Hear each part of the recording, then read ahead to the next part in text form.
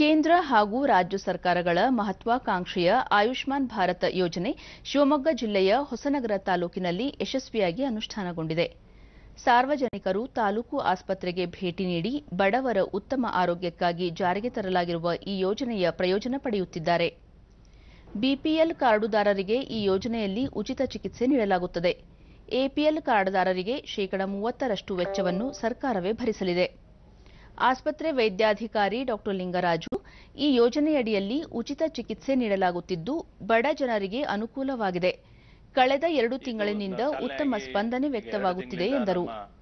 ರಾಜ್ಯದಲ್ಲಿ ಬಹಳ ಅತ್ಯುತ್ತಮವಾಗಿ ನಡೀತಾ ಇದೆ. ನಮ್ಮ ಆಸ್ಪತ್ರೆಯಲ್ಲೂ ಸಹಿತ ಸಾಧಾರಣ ಸ್ಟಂಟ್ ಹಾಕ್ಲಿಕ್ಕೆ ಖಾಸಗಿ ಆಸ್ಪತ್ರೆಯಲ್ಲಿ 1.5 ಲಕ್ಷ ಆಗುತ್ತೆ. ಅದೇ ವ್ಯಕ್ತಿ ನಮ್ಮ ಮೂಲಕ ಪತ್ರ ತಗೊಂಡೋಗಿ ಅದೇ ಆಸ್ಪತ್ರೆಯಲ್ಲಿ ತಗೊಂಡಾಗ ಸರ್ಕಾರ ನಿಗದಿ ಮಾಡಿರ್ತಕ್ಕಂಥ ಹಣದ ರೇಟಿನಲ್ಲಿ 70% ಅವನು ಹಣ ಕಟ್ಟಬೇಕಾಗ್ತದೆ. ಎಕ್ಸಾಂಪಲ್ ಅದು 1.5 ಲಕ್ಷ, ಅವನೇ ನೇರವಾಗಿ ಹೋದ್ರೆ 1.5 ಲಕ್ಷ ಆಗುತ್ತೆ. ನಮ್ಮಿಂದ ಪತ್ರ ತಗೊಂಡೋಗಿ ಅವನು ಚಿಕಿತ್ಸೆ ಪಡ್ಕೊಂಡಾಗ ಅದೇ 1.5 ಲಕ್ಷ ಇರ್ತಕ್ಕಂಥದ್ದು ಕೇವಲ 65,000 ರೂಪಾಯಿ ಆಗ್ತದೆ. 65,000 ರೂಪಾಯಿದಲ್ಲಿ ಅವನು 70% ಕಟ್ಟಬೇಕು. ಅಂದ್ರೆ ಅಲ್ಲಿಗೆ 40,000 ರೂಪಾಯಿನ ಎಷ್ಟೋ ಅಂದಾಜು ಅವರಿಗೆ ಬರ್ತದೆ. ಫಲಾನುಭವಿ ಜಗದೀಶ್, ಹೊಟ್ಟೆ ನೋವಿನಿಂದ ಬಳಲುತ್ತಿದ್ದ ತಾವು ಆಸ್ಪತ್ರೆಗೆ ದಾಖಲಾದಾಗ ಕಿಡ್ನಿಯಲ್ಲಿ ಕಲ್ಲು ಇರುವುದು ಪತ್ತೆಯಾಗಿತ್ತು. ಆರ್ಥಿಕ ಸಮಸ್ಯೆ ಹಿನ್ನೆಲೆಯಲ್ಲಿ ಶಸ್ತ್ರಚಿಕಿತ್ಸೆ ಪಡೆಯಲು ಸಾಧ್ಯವಾಗದಿದ್ದಾಗ ಆಯುಷ್ಮಾನ್ ಆರೋಗ್ಯ ಯೋಜನೆ ಸಹಕಾರಿಯಾಗಿದೆ ಎಂದು ಹೇಳಿದರು. ಆಯುಷ್ಮಾನ್ ಭಾರತ ಸ್ಕೀಮ್ ಹೊಸದಾಗಿ ಬಂದಿದೆ, ನೀವು ತಕ್ಷಣ ಶಿವಮೊಗ್ಗ ಮೆಗನ್ ಆಸ್ಪತ್ರೆಗೆ ಒಂದು ಲೆಟರ್ ಬರ್ಕೊಡ್ತೀನಿ, ಅಲ್ಲಿ ಹೋಗಿ ಅಂತ ಹೇಳಿದ್ರು.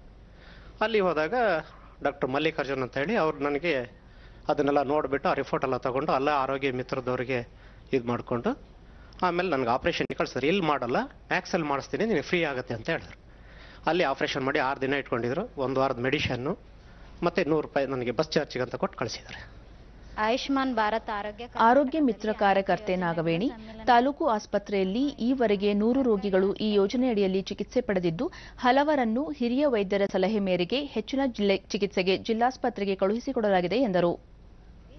ಈ ಸೌಲಭ್ಯವನ್ನು ನೀಡಲಾಗ್ತಿದೆ. ಹಾಗೆಯೇ ಎಪಿಎಲ್ ಕಾರ್ಡುದಾರರಿಗೆ ಪ್ಯಾಕೇಜಿನ ಶೇಕಡಾ 30ರಷ್ಟು ಮೊತ್ತವನ್ನು ಸರ್ಕಾರವೇ ಭರಿಸ್ತಾ ಇದೆ.